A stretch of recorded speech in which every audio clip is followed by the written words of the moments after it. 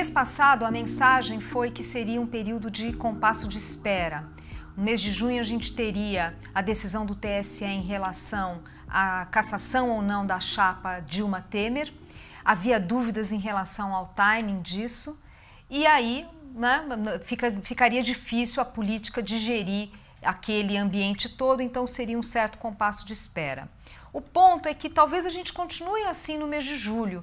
Temos o recesso do Congresso, temos o recesso do Judiciário na segunda quinzena e há a denúncia feita pelo Janot que a classe política vai ter que digerir e a Câmara decidir o que fazer. Se resolve pela investigação, que significaria o presidente sair por 180 dias, quem sai 180 não volta, né? Já vimos isso antes, e aí a tendência do Supremo é garantir a governabilidade e a gente teria essa transição. O fato é que hoje os elementos dessa transição, possível transição política, não estão todos ali, um recesso no meio do caminho, portanto seguimos em compasso de espera.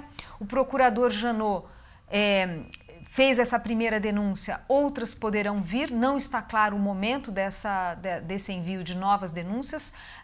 A nossa avaliação é que a estratégia do procurador vai depender muito do próprio andamento desse assunto na política. Há uma percepção de que, se houver avaliação de que na Câmara o presidente já não consegue o apoio para evitar a investigação, aí a tendência é do procurador ir mais rápido. Enquanto ele perceber que o presidente tem base de apoio, ele pode fazer um movimento mais lento. Bom, ficamos nesse compasso de espera, mas acho que é importante reconhecer que a cada dia vem uma nova notícia ruim para o presidente. É um presidente que vai ficando cada vez mais fraco, por isso se fala tanto em pacote de bondades para tentar dar sustentação para o seu governo. Agora isso tem implicações na política fiscal, isso não é uma boa notícia.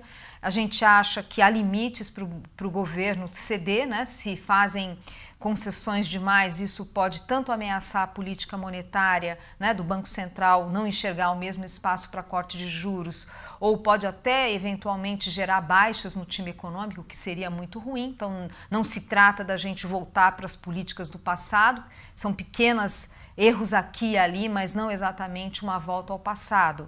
De qualquer forma, é um risco fiscal adicional que enxergamos nessa piora das condições políticas do presidente. Em termos de preços de ativos, a gente vai ter que separar um pouco as categorias, aqueles que sentem mais o risco e menos. No caso da taxa de juros, principalmente os vértices curtos, a história é muito mais associada à política monetária do que os eventos da política. E aqui é possível que tenha um espaço relevante, nós não, em princípio não estamos mudando a nossa visão, que a Selic pode chegar a 8%, porque temos uma economia muito enfraquecida.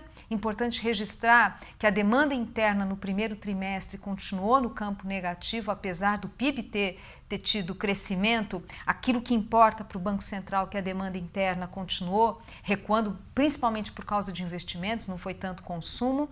E é uma economia muito fraca que, em princípio, não precisaria o Banco Central ser preventivo do tipo: puxa, não sei o que vai acontecer com a política, não sei o que vai acontecer com a taxa de câmbio, vou já segurar a política monetária porque a economia vai indo bem. Não é isso, nós estamos falando de bastante capacidade ociosa na economia e muito ainda desse impacto para se materializar na inflação, que segue muito bem sem fatores de risco. Se houver uma mudança de cenário a ponto da taxa de câmbio mudar novamente de patamar, ou mais do que isso, iniciar uma tendência clara de depreciação, claro que o Banco Central vai ter que reavaliar a sua política, mas não haveria razão para hoje ser preventivo. Isso dito, a gente acha que tem um espaço relevante para o Banco Central continuar no mesmo ritmo de corte de juros na próxima reunião do Copom. Nós estamos mais inclinados para um corte de 100 basis points do que os 75. Percebemos na comunicação que o Banco Central faz, através das notas do Copom, através do relatório de inflação, que é um Banco Central que não tem convicção do 75. E, à luz dos dados da economia, à luz dos dados de inflação, a própria pesquisa Focus continua mostrando queda das projeções de inflação para este ano, não haveria razão para o Banco Central desacelerar.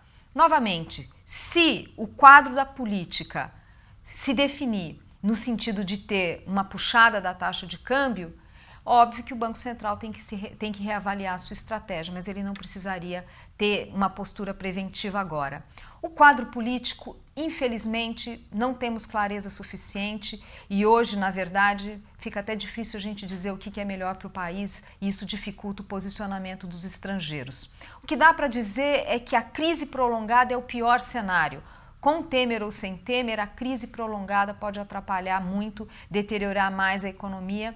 Não é um caminho que o país vai para um colapso, não se trata disso, mas a gente vai deteriorando lentamente. Aí sim pode ter um cenário para 2018 mais conturbado. Por hora isso, pequenos ajustes, não existem...